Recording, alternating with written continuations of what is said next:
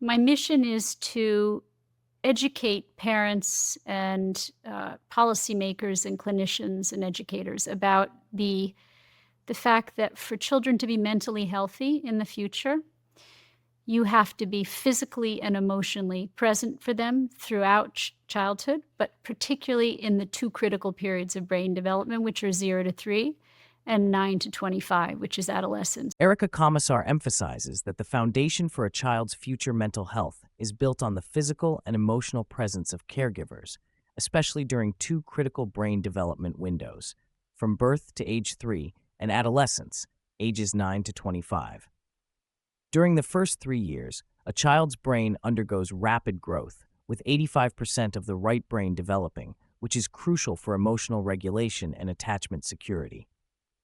The caregiver, often the mother, acts as the child's environment, providing safety, emotional regulation, and buffering stress.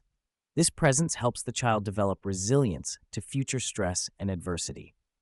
Adolescence is another critical period where the brain undergoes pruning and reorganization, requiring continued emotional support. Komisar warns that absence or emotional neglect during these periods can lead to attachment disorders and mental health issues later in life. She advocates for prioritizing children in societal and family structures to prevent the rising mental health crisis among youth. Others are really important for what we call sensitive empathic nurturing when children are infants and toddlers. That means that when children are in distress, mothers soothe babies and therefore regulate their emotions from moment to moment. Every time a mother soothes a baby, with skin-to-skin contact and eye contact and the soothing tone of her voice, she's leaning into that baby's pain and she is regulating that baby's emotions. Erica Komisar explains that mothers and fathers play distinct but complementary roles in child development, rooted in evolutionary biology and hormonal differences. Mothers provide sensitive, empathic nurturing, especially in infancy and toddlerhood, by soothing babies through skin-to-skin contact, eye contact, and calming vocal tones. This helps regulate the baby's emotions and protects their developing brain from stress hormones like cortisol.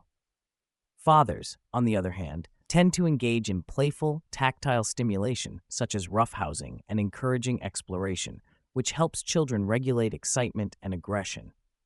Fathers also play a critical role in promoting healthy separation and risk-taking behaviors. Komisar stresses that both parents are essential, but their roles are not interchangeable due to these biological and hormonal differences.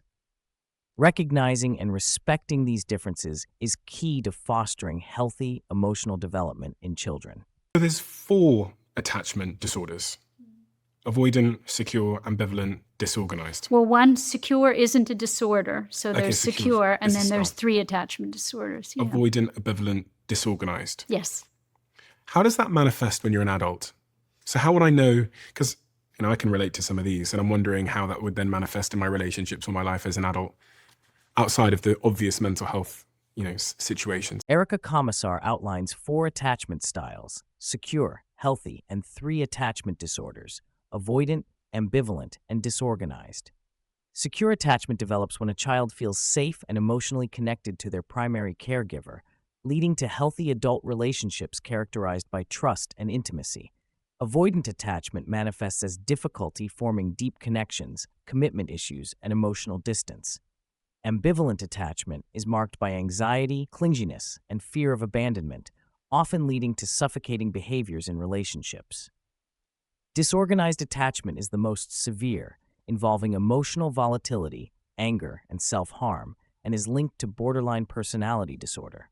These attachment styles originate from early childhood experiences with caregivers and significantly influence adult relational patterns. Komisar stresses that understanding these patterns can help individuals seek appropriate therapy and work towards healthier relationships. ADHD was one of the factors that drove me to write Being There, because I was seeing this huge uptick in ADHD diagnosis and children being medicated so early. Do you know what the fight or flight reaction is? That's when the sympathetic nervous system starts to kick into action and Yes. So, well, it's basically our evolutionary response to predatorial threat. Erica Komisar discusses the dramatic increase in ADHD diagnoses and prescriptions, attributing much of it to chronic stress activating the fight or flight response in children's brains. The amygdala, responsible for stress regulation, becomes hyperactive when children are exposed to stressors such as early separation from caregivers, daycare, family conflict, or trauma. This early activation leads to an overdeveloped amygdala and an underdeveloped hippocampus, the off switch for stress, resulting in hypervigilance and behavioral symptoms associated with ADHD. Komisar argues that ADHD is not a genetic disorder, but a stress response, often exacerbated by environmental factors. She criticizes the current approach of medicating children without addressing root causes and advocates for parent guidance and therapeutic interventions focused on reducing stress and improving attachment security. Society took a turn, and it's caused a lot of damage. I mean, this mental health crisis in children, I saw coming 30 years ago. And it was already, I have friends and colleagues like Jonathan Haidt who says, oh, well, it didn't start till social media. And that's false, because I was seeing this uptick. And if you really look, there was an uptick in mental illness in children going back decades. And it had everything to do with the shift in society towards self-centeredness, towards narcissism, towards individualism, towards me, me, me. Erica Komisar traces the roots of the current mental health crisis in children to societal shifts beginning with the Industrial Revolution and accelerating through the feminist and me movements of the 1960s. These changes led to increased maternal workforce participation, greater individualism, and a decline in extended family support systems. As a result, children have been increasingly abandoned emotionally and physically, with their fundamental attachment needs unmet. Komisar highlights that this cultural shift has fostered a generation of emotionally fragile youth who struggle with frustration, pain, and attachment disorders. She stresses that the crisis predates social media and is deeply tied to societal values that prioritize career and material success over caregiving and emotional presence. You can't have a fabulous career and then come home and be present for your child on your time. It needs to be on their time, and there's more. And we're going to go through all of them, but are there any areas of privilege that you need to acknowledge? Maybe someone who doesn't have a partner there, or someone who is in an extremely difficult economic situation. I do, but there are ways to creatively deal with it, and I'll go through each of them. So there's Erica Komisar confronts the myth that parents can successfully juggle high-powered careers and be fully present for their children on their own schedules. She insists that children require presence on their terms, not the parents' convenience.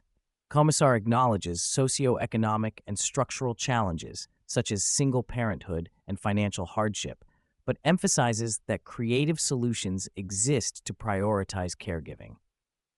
She shares her own experience of scaling back work to focus on her children, highlighting the sacrifices involved, including reduced income and lifestyle changes.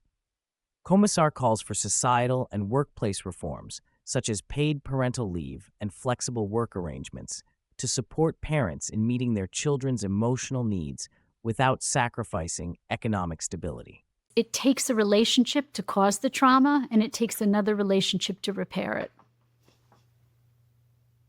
So the thing that most people don't understand about therapy, and why I really recommend psychodynamic psychotherapy, some people would say psychoanalytic therapy, but a more in-depth kind of therapy that lasts longer, is because you develop a relationship. It's not that you are healed from some pithy thing that the therapist says. Erica Komisar highlights that healing from childhood trauma requires forming a new, trusting relationship, often with a therapist, to repair the damage caused by earlier relational wounds.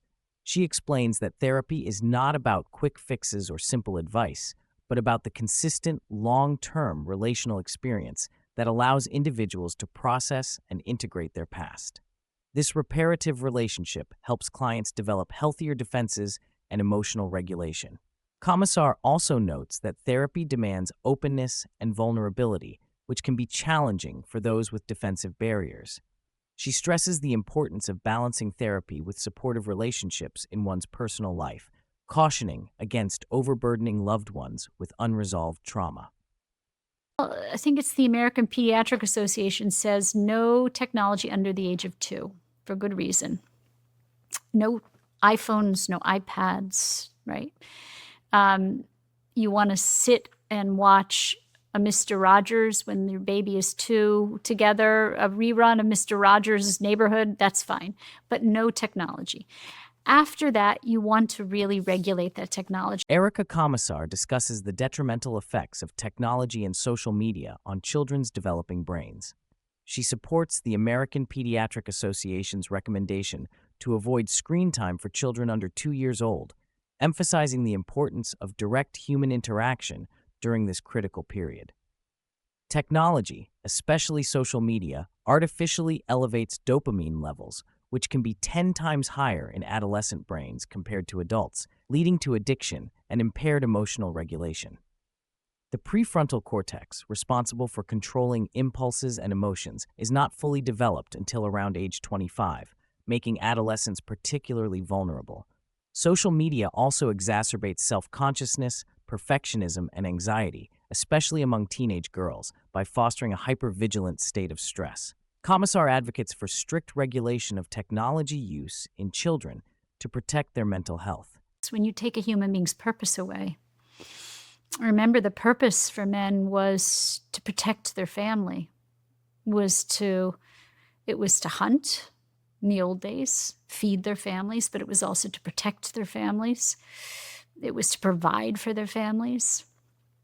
And what we've done in reversing everything is, although we raised up women, and there are certainly positive things about raising up women, but when we raised up women, we denigrated men. Erica Komisar addresses the crisis facing modern men, whose traditional roles as providers and protectors have been diminished by societal changes, including the rise of feminism and shifting gender expectations.